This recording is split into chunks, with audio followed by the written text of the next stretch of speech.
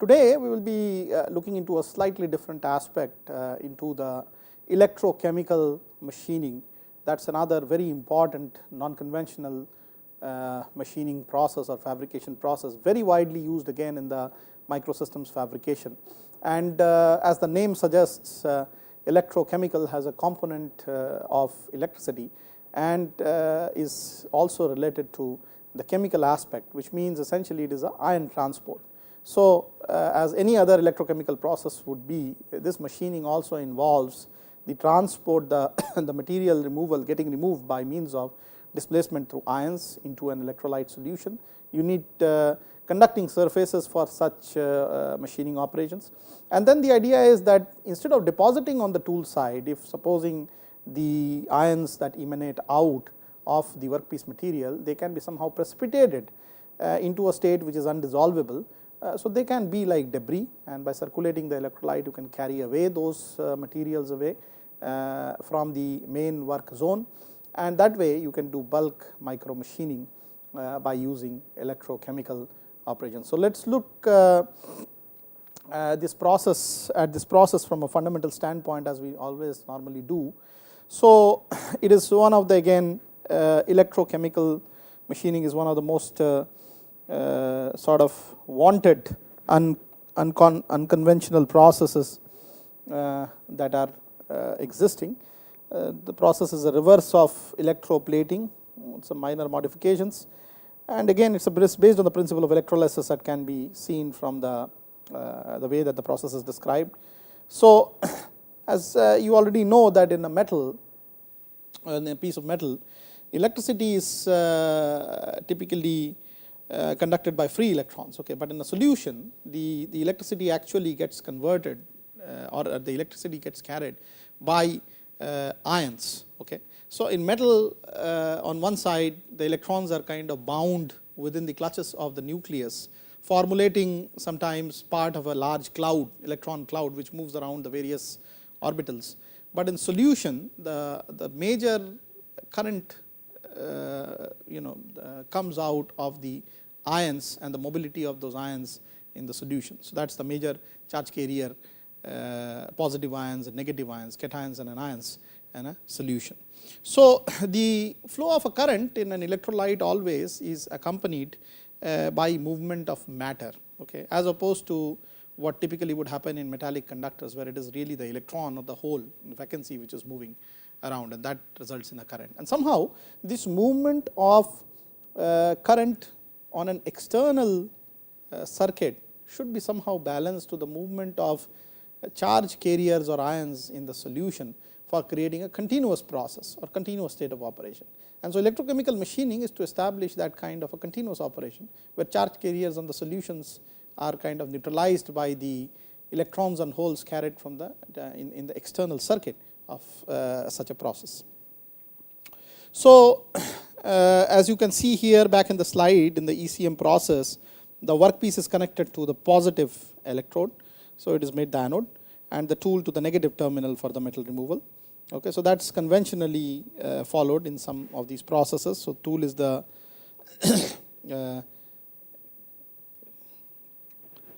the cathode, and the workpiece is the anode, as you can see in this figure here.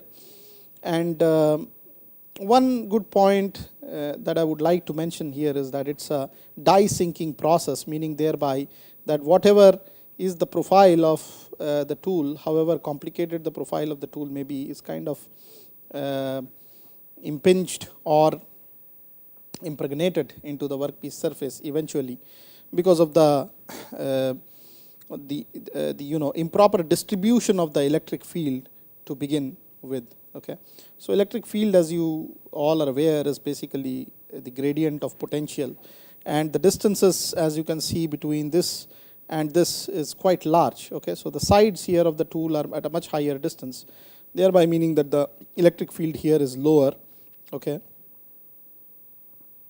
And the electric field here is very, very high as can also be illustrated by these field lines. Okay, you can see the density of the lines closer to the interface, which is closer of the tool surface in comparison to the sides. So therefore, it is obvious to assume that if by Faraday's principle we assume the material removal rate MRR to be proportional to the electric field somehow, the field vectors are very high at the center and sort of trace amounts at the sides, which means thereby that the MRR from the central portion of the workpiece would be the highest. Okay, so MRR is highest where the tool is closest. Okay, and the MRR subsequently is lower as you move to the sides, and therefore it is obvious to assume that the workpiece would kind of achieve a shape after a while where the electric field kind of gets homogenized, and beyond which the whole shape, the negative of the shape of the tool electrode is impregnated, and the ECM process gets carried out after that in the same shape as once this full impregnation and shape of the tool is embedded onto the workpiece surface. So that's what the beauty of this ECM process is, that it is a die sinking process. So whatever shape you want to generate, you create a negative of that shape as a tool, and it automatically impregnates that shape finally on the workpiece. So this can be also sort of more mathematically represented by the Ohm's law. Okay, so which is actually followed here, V equal to IR, potential is current into resistance, and here we just sort of modify this as rho d over A, where d is the distance between the two electrodes and A is the interfacial area, okay, between the two electrodes.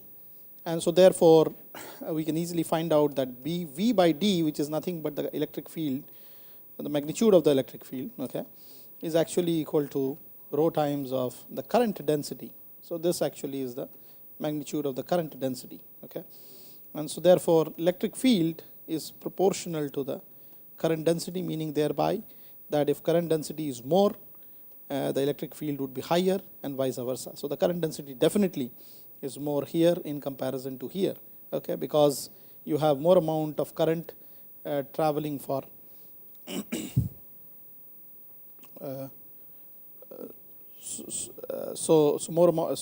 because of the increased electric field, as can be seen here. Okay, so you have more amount of current density at the center because the E field is high, and less amount of current density at the sides because the E field or the electric field is lower.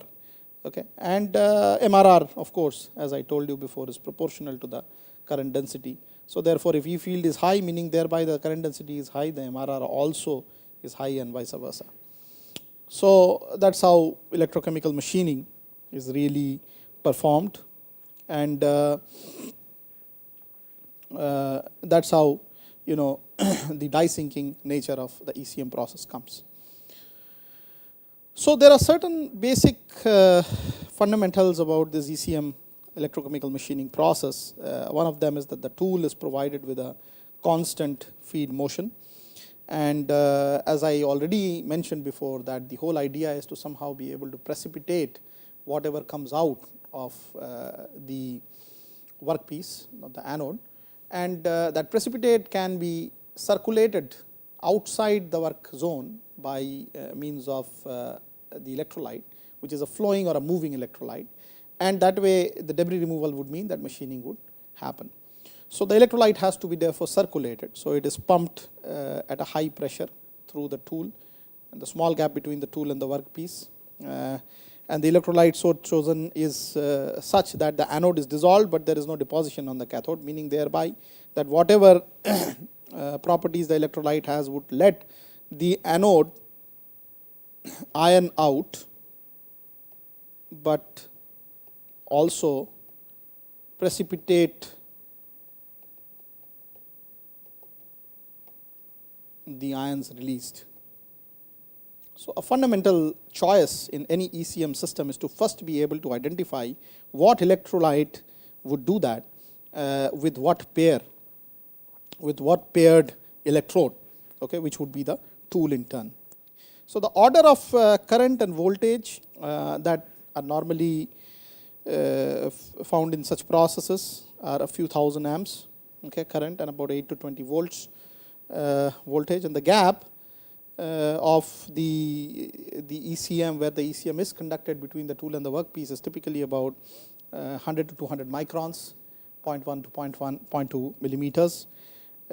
Typical material removal rates can be about 1600 millimeter cube per second for about 1 kiloamp current. Okay, so this is how highly energy, so it's a high energy process typically. Energy densities are very, very high. Specific energy of the material is very high.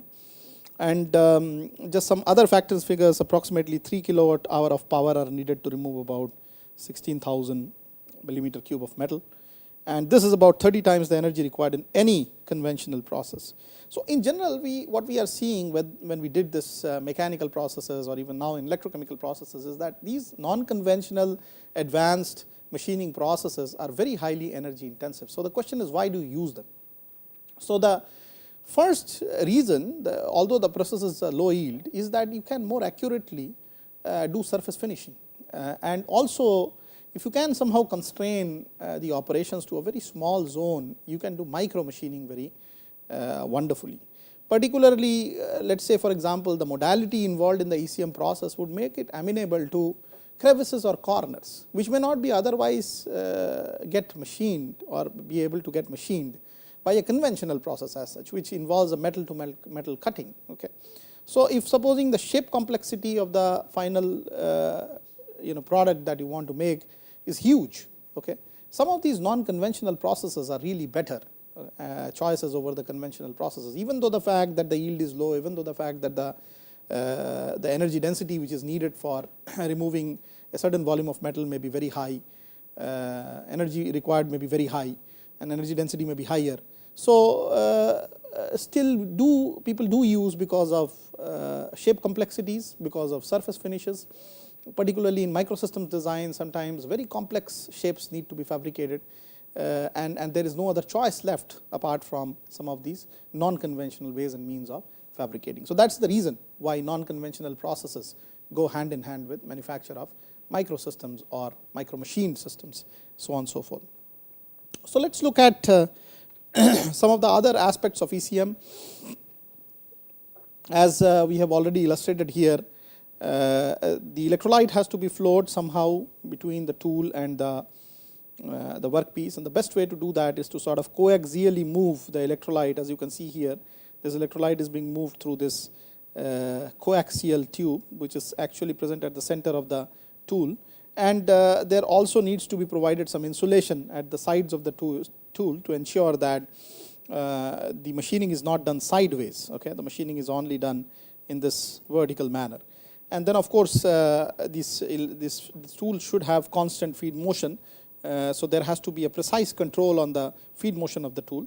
And then of course the electrolyte which is splashed needs to be collected and circulated back into the pumping system, so that the debris which moves along with it can also go and doesn't clog the gap, the very small gap between the workpiece and the tool.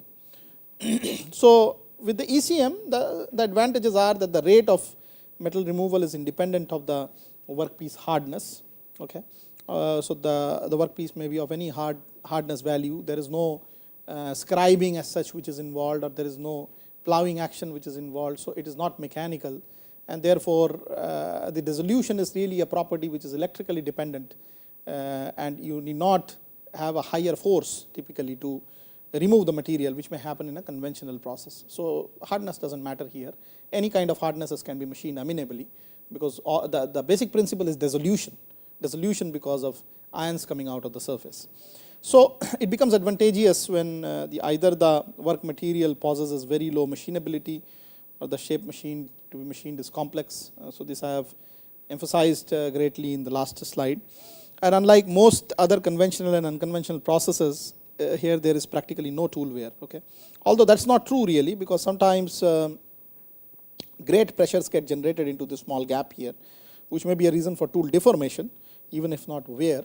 But the idea is that because there is no deposition on the tool as such, or there is no change in the characteristic of the tool as such. Whatever comes out of the workpiece goes into the solution and gets precipitated, and this precipitate is getting carried away. So, the tool should be left alone by and large by this process, and the wear of the tool is minuscule actually. So, though it appears that since machining is done electrochemically, the tool experiences no force, the fact is that the tool and work are subjected to large forces, and we will do some design problems later where we will try to find out whether these forces are in consonance with the ultimate flow stress sigma of the tool side, which would give you a feasibility or non-feasibility of the process in question. So, we will do some of these design examples when we discuss this in some more details later in electrochemical machining. So, let us now look at a little bit of modeling about how material removal in such a ECM process, electrochemical machining process, can be predicted. Okay, and so the basic theories which come to our mind, or the basic formulations which come to our mind, are the Faraday's laws of electrolysis. So, let us see what those two laws are. So, fundamentally, which govern this whole machining process, as this is as good as any other electrochemical business. So, the Faraday's laws are pretty much valid in the machining also. So, the first Faraday's law says that the amount of chemical change produced by an electric current, that is the amount of any material dissolved or deposited. Okay. So, that is essentially what the current is going to do, okay, either carry out ions or deposit ions to the electrodes. That is proportional to the quantity of electricity that is passed. So, if current is higher, current that is passed is higher, the amount of chemical change produced by the electric current will also be higher, which typically means the material dissolved or the material deposited would also be higher. Okay. So, that is the first law. And the second Faraday's principle or law of electrolysis says that the amounts of different substances dissolved or deposited by the same quantity of electricity are proportional to their chemical equivalent weights. Okay. And this chemical equivalent weight, as we will just see a little bit later, is basically the is a function of the total atomic weight and also the function of the valency state in which it has to be moved. So, if it is moving by +2, the chemical equivalent weight would be the atomic weight by 2, okay, so on and so forth. So, it is a function of the valency at which the ion is coming out and also a function of the atomic weight.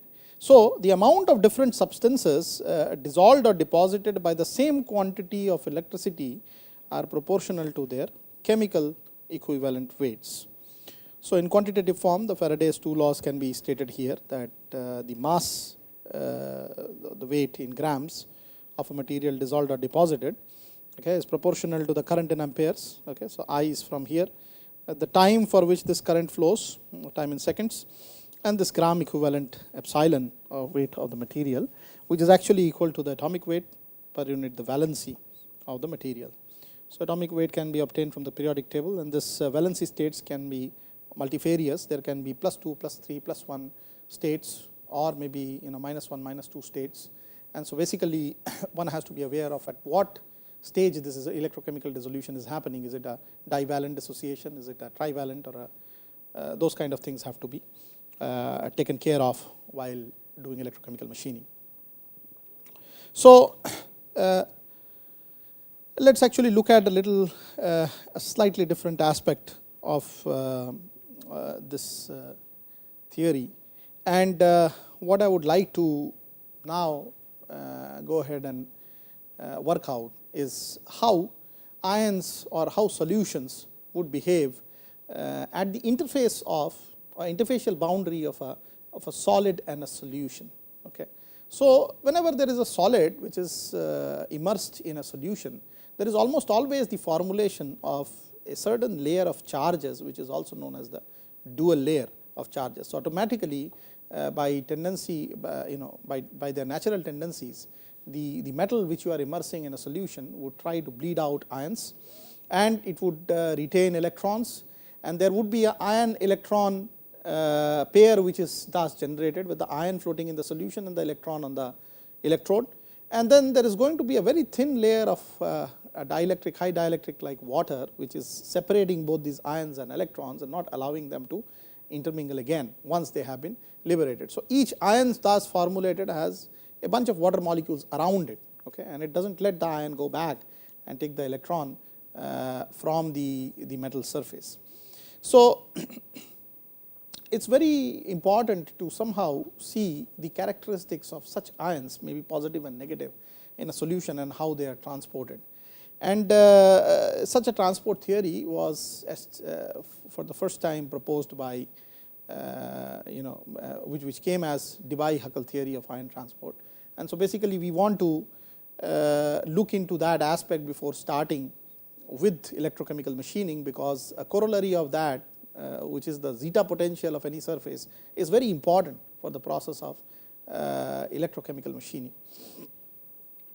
So, let us see what happens when strong electrolytes are completely ionized and their ions are not entirely free to move independently of one another through the body of a solution, except when this is infinitely dilute. Okay.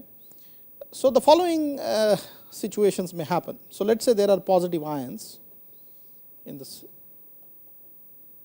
and there are a bunch of different negative ions, and each of these positive ions are formulating a cloud of negative ions around it, okay, something like this. So, these are cloud of negative ions around it. So, the first effect that one can imagine intuitively is that the ions will move randomly with respect to each other due to fairly violent thermal motion. Okay, so, this is also the Brownian movement, that the ions would move due to their ambient thermal energy, which is a function of the temperature state at which they are in. They would actually move randomly with respect to each other. And then there are going to be Coulombic forces between opposite kinds of ions, like for example, in this case, let us say the positive charge centers and the negative cloud around it, of negative ions around it. There are going to be Coulombic forces of attraction, okay, which would lead essentially to the assembly of these charge clouds around the positive central charge systems or vice versa. So, this kind of leads to a time averaged ion atmosphere of one kind with respect to a central ion of the opposite kind. In this case, it is a positive central ion, and the time averaged atmosphere is a negative ion. And this is a distribution which will almost always happen when you pour such a ion pair or an ionic solid into governed by Coulombic forces into a solution, like NaCl in water. Okay. So, Na plus and Cl minus, and then water comes in between. So, water molecules kind of, because they are high dielectric, they get into and engulf the Na plus and the Cl minus, and they seldom allow them to come together. But then what can happen is, because there is an overall positive charge center in the Na plus and overall negative charge center in the Cl minus, there can be a assembly in a manner, so that there is an average atmosphere of Cl minus around Na plus or vice versa. Okay. So, that is what we are meaning by this Coulombic forces. And then supposing you make an external electric field applied to such a system, where this, let us say, is the positive side, this is the negative side. So, all the negative ions will start moving in the positive end, and the positive ions of course will start to move in the negative side, and therefore movement of such ions under an external electric field first of all will be very slow, okay, and the atmosphere starts moving in the opposite direction. As in this case, you can see the negative ion atmosphere moves to the positive side, and the positive central ions start moving to the opposite, that is the negative side of this field or potential which is created by two electrodes. So, therefore, there would be a continuous disruption and reformulation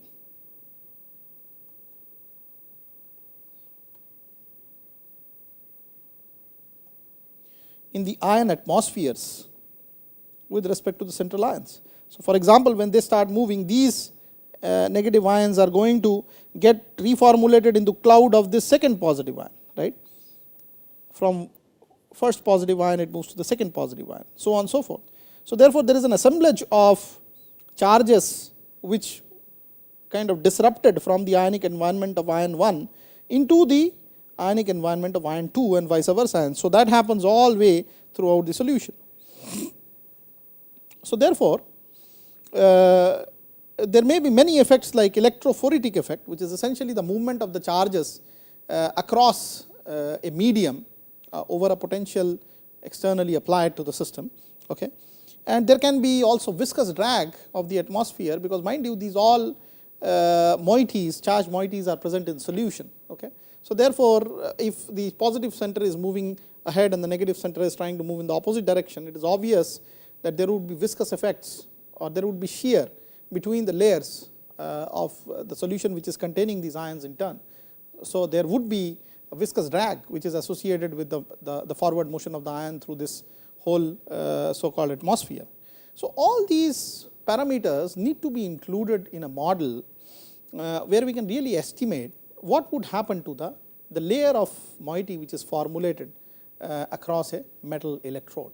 Okay. So let us look at how we will be able to, in a simplified manner, model such a situation in a solution. So let us look into the formulation of this sort of ion transport equation, which is also known as the Debye-Huckel equations.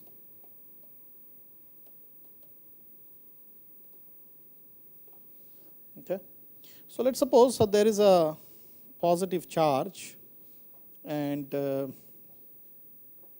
single positive charge, and it has a environment made up of both positive and negative charges, and at a distance of, at an infinite distance from this charge, the charge density of the positive, the number density of the positive or the negative charges of the environment of this positive charge are n plus 0 and n minus 0 per unit volume, right. So this is the positive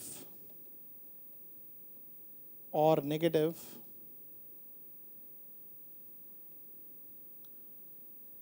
charge number density, meaning thereby number per unit volume of this ion of interest, central ion of interest, which is a positive charge. So supposing if we were to find out a point A here in the near vicinity of this positive charge, this central positive charge of interest here, the amount of work that, and let us say at particular A there is existing potential xi defined by a function. So this xi is the potential at a point near the central charge. Okay. So the work done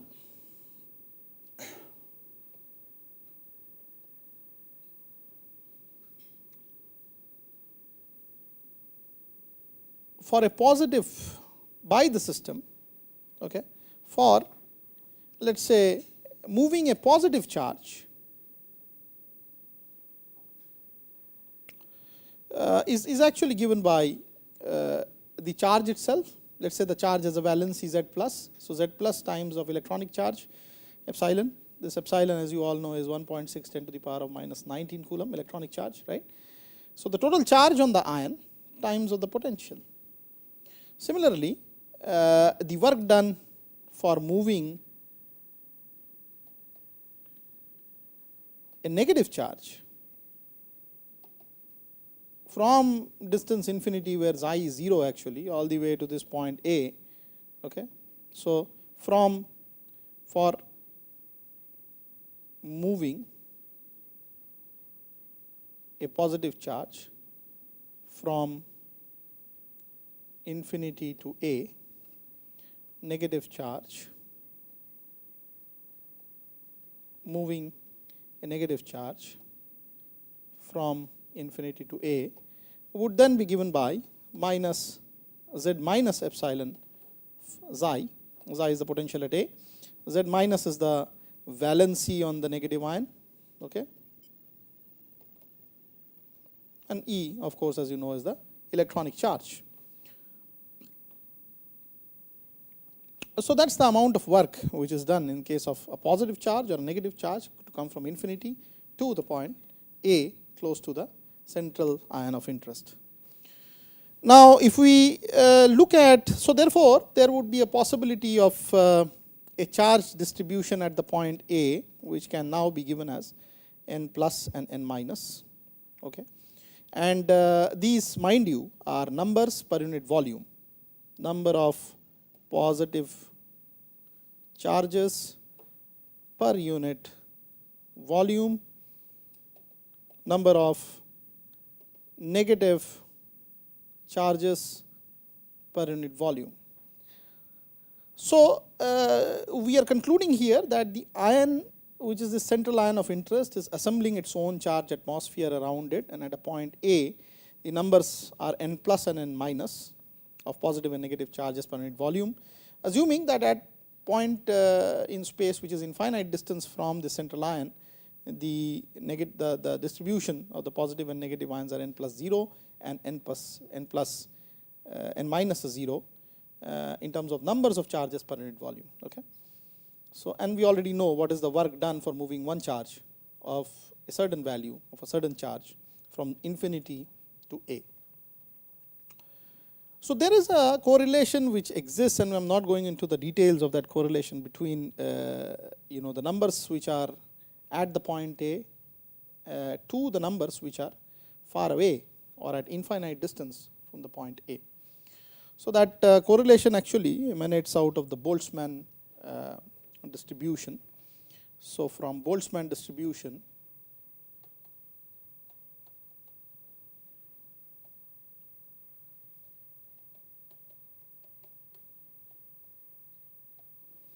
the n plus 0 number density near the point A is actually equal to n plus 0 at infinity times of exponential to the power of minus the total amount of work which is done, so z plus epsilon xi by kt, and this is also a function of the absolute temperature in which the system is stalled.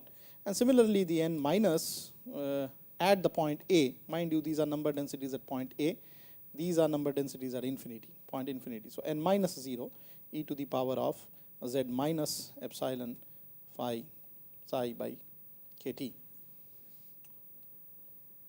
So k is the Boltzmann constant,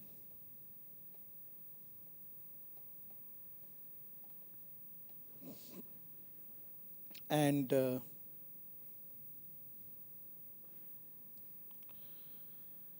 n plus or n minus are the numbers per unit volume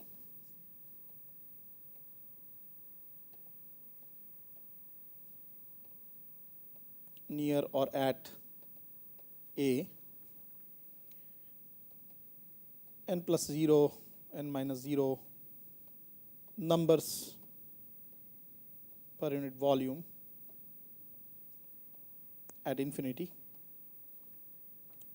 or at infinite distance. So the total electrical density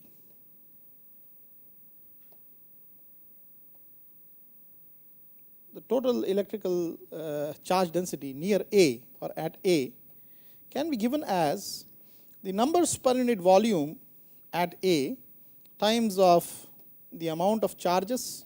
Let us assume the charge on one ion is Z plus epsilon, okay, minus the number of negative charges per unit volume times the value of the charge Z minus E on the negative ion. If we substitute the values of n plus and n minus from this set of equation 1 earlier, we can get this as n plus 0 z plus epsilon times of e to the power of minus z plus epsilon psi by kt minus of n minus 0 z minus epsilon times of e to the power of z minus epsilon xi by kt. So that's the electrical charge density at the point A. And if we just apply Taylor series here and just assume that the higher orders are negligible, okay,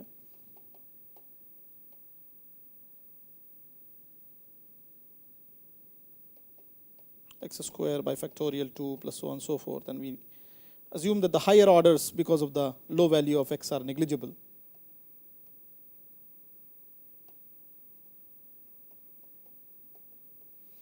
We can write this equation number 2 in the following manner.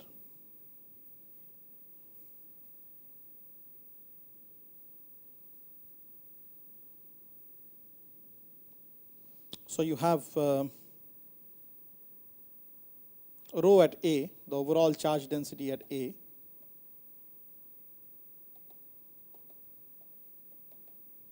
written as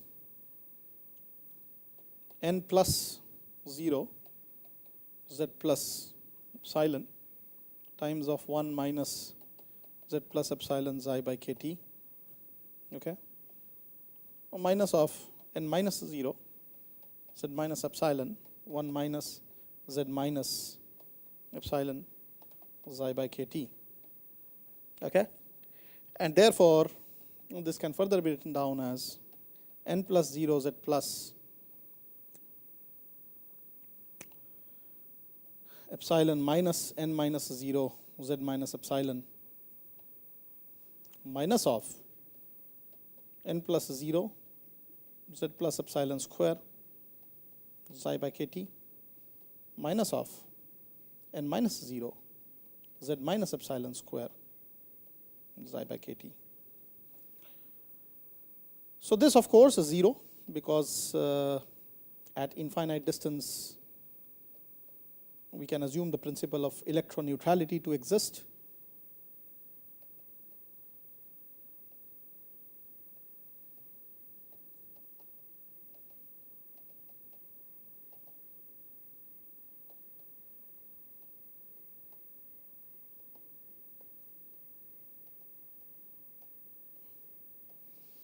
And this becomes 0, right? And so the other term which can be taken care of is basically minus n plus 0 z plus epsilon square by kt minus n minus 0 z minus epsilon square by kt times of xi, okay. So if we assume that the charge densities of the positive and negative kinds are same at infinity, which is actually true because of again the principle of electronegativity, electroneutrality coming into existence. And this we assume to be equal to, let's say, Ni. Okay. So we formulate a system where I is a set of all positive and negative charges. Let's say I varying between 1 and n, meaning thereby if it's exactly half, 1 to n by 2 can be the positive charges, and n by 2 to n can be the negative charges, so on and so forth. So therefore we can write down this charge density equation rho A as, in a very simplistic manner, as sigma Ni Zi square. Now I am actually getting rid of all these pluses and minuses in the subscripts and representing them by i's, okay. So Ni Zi square of epsilon times of potential function xi by kt. So that's the density of the charges, the overall charges at a point A in space close to the central ion of interest. So we somehow need to be able to derive the potential function which exists at A near that central ion of interest owing to the charge density which is around it. And in the next step, what we are going to do is to utilize the Poisson's equation in the space coordinates and try to find out that at least in the CGS system, the gram centimeter second system, how this equation can be used for determining the electrical field at a point A because of the complete amount of positive and negative charges with densities n I, where I varies between all the positive and negative charges close to the central ion of interest. So, the electrostatic potential and charge density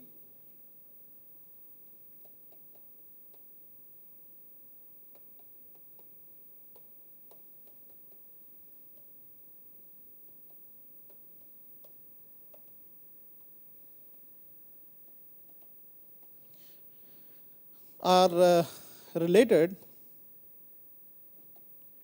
by the Poisson's equation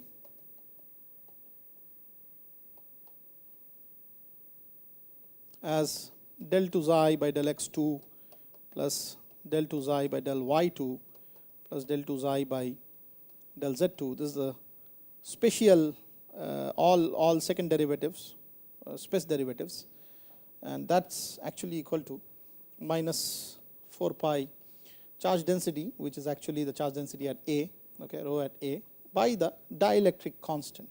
Here xi is the potential at A, rho is the charge density at A,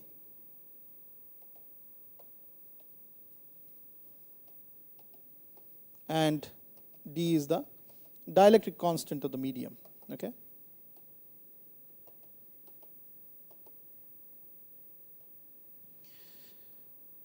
So, we want to somehow be able to solve this equation to find out a relationship between xi and all these other terms like charge density, dielectric constant, and also of course this space term, so that xi can come as a function of the spatial variation and also the variation of the charge density between different shells around the central ion of interest. So, what we will try to do is to just use a simple conversion technique to convert this whole equation into polar coordinates. Okay. So, here what we assume is, because there is a central ion and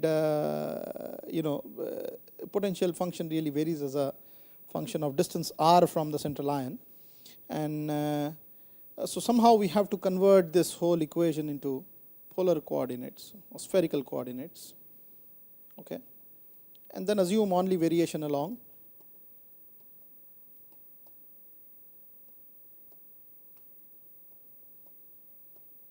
the radius vector r, or we assume spherical symmetry.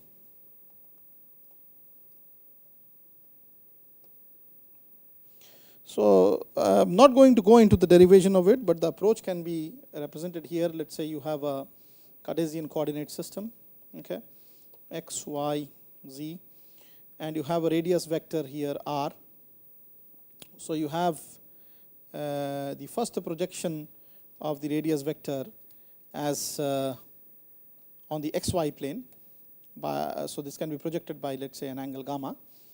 So, this component here is r cos gamma, and this component here is r sin gamma, and then if you rotate this at an angle, let us say theta, so the x component can come out to be r cos gamma sin theta, and y component can come out to be r cos gamma sin theta, or cos theta, cos theta, and then of course you know that the z component is already r sin gamma. Okay. So, if you were to change this whole form of Poisson's equation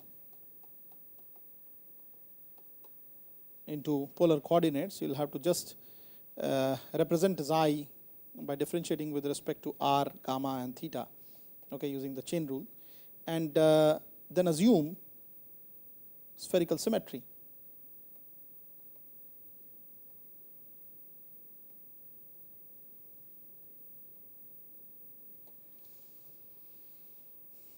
So, the variation that you are assuming is only along r. So, this whole equation now gets converted or changed into the form 1 by r square del by del r times of square of r times del 2 or del xi by del r, okay, and this is equal to minus 4 pi rho by d. So, this is the spherical coordinates, or this is the equation in spherical coordinates or polar coordinates, assuming that there is a spherical symmetry and there is no variation along the angle gamma or theta. The only variation is along the radius vector r. So we want to now be able to solve this so that xi comes as a function of r, rho, dielectric constant d, so on and so forth. And it is very amenable for us to now try to find out what is the work done by a charge at infinity to come very close to the surface in question, which is actually A, where the potential is xi. So here let's try to solve this differential equation which has been obtained, 1 by r square del by del r times of square of r del xi by del r equal to minus 4 pi rho by d. And we already know that the rho has been illustrated before in an equation which you formulated earlier as minus ni zi square of epsilon potential function xi by kt. So therefore this can be represented as 1 by r square del by del r times of, or del by del r of r square del xi by del r, okay, as minus 4 pi by d, and the minus goes away, n I zi square epsilon square xi by kt. Okay. So if you were to just take this portion standalone and consider this to be square of small k, the capital K of course here as you are seeing is the Boltzmann constant, so we will not go into that, the small k. So the small k square can be represented as 4 pi d sigma ni zi square epsilon square by Boltzmann's constant capital K times of t. Let this be equation 3, okay, and we can represent this equation 1 by r square del by del r of r square del xi by del r as square of small k times of potential function xi. Okay. So this of course is a standard equation with the standard solution, and there's also a general differential equation. It's not partial anymore because only one variable is involved, and the solution to this, the standard solution to this comes out as xi equal to some constant a times of e to the power of minus small k r by r plus some constant a dash times of e to the power of small k r by r. So that's how the standard solution of this equation comes out as.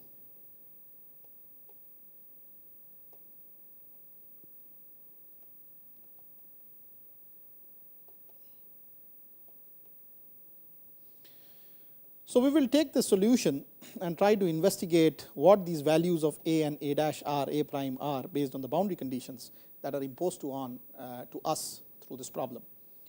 So here the first condition that we can actually think of is that the potential function xi is actually 0 at r equal to infinity, right?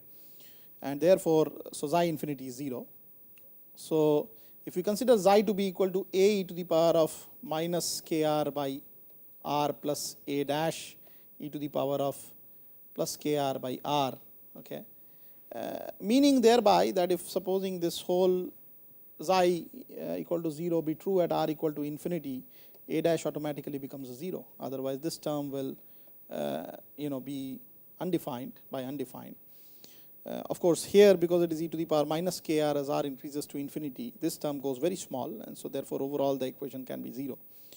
So therefore a dash is 0 from the boundary conditions, okay, and xi becomes equal to the constant a to the power of, or e to the power of minus kr by r. So that is a solution for the potential function at a close to the central line of interest, which is a to the power of minus kr by r. So we already know that from the previous equation that charge density had been earlier defined as a function of ni zi square epsilon square xi, okay, the potential function by Boltzmann constant k times of t, and so we can actually substitute the value of xi that we have obtained here to obtain the charge density at space close to that point A as minus A e to the power of minus small kr sigma ni zi square epsilon square divided by Boltzmann constant K times of absolute temperature T times of R. Okay, just a substitution. So that's what the charge density value comes out to be.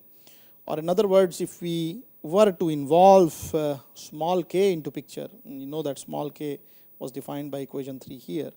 So therefore, we can say that this whole term can be written down as a small k square by 4 pi times of d e to the power of minus small k r by r. So this way you can actually get rid of this whole complex sigma by ktr. Okay. So that's how the charge density would equate to close to the central line of interest at a point A very close to it. We will try to now find out. So we are kind of coming at the end of this lecture, but in the next lecture we will try to find out what is the value of A which we would like to investigate, and finally the potential function will come out once the value of A comes from a certain condition that we would do in terms of principle of electroneutrality of charges around the central line of interest. So with this we close today's lecture, and we will try to solve this or take it up and solve this further in the next lecture. Thank you.